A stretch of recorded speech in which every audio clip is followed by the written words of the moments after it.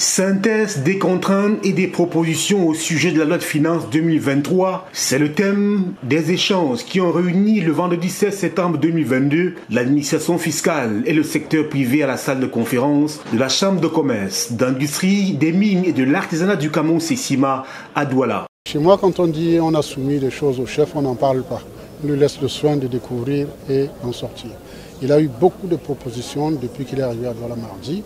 Nous en avons, compte tenu de ce qui s'est passé, que nous avons vu dans d'autres associations, nous avons essayé de faire le résumé et d'en soumettre 13. Nous espérons que dans les 13, la majorité seront contenues dans la loi des finances. Nous ne pouvons pas les révéler ici, nous leur laissons le soin de pouvoir en prendre compte pour les intérêts de nos entreprises et des Camerounais en général. Il s'agit ainsi d'une batterie de 13 propositions formulées par le secteur privé à travers la Sesima dans l'optique de faire de la fiscalité un outil du développement économique au Cameroun.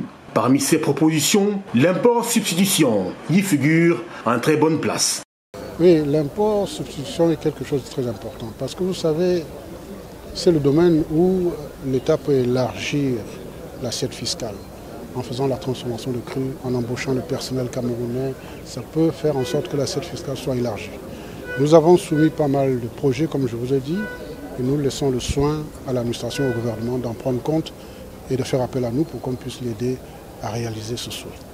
Une plaidoirie qui a retenu l'attention du directeur général des impôts, Modeste Mopa.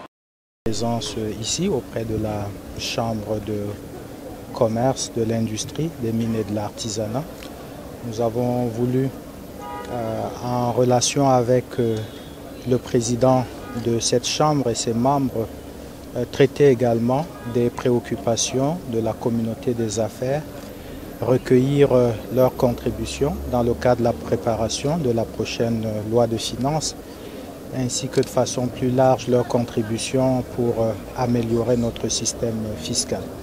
Je dois dire que nous avons eu des échanges très fructueux avec les membres de la Chambre de commerce et j'ai pris bonne note de leurs préoccupations et nous allons en faire un bon usage. Une initiative de dialogue entre l'administration fiscale et le secteur privé qui mérite d'être pérennisée.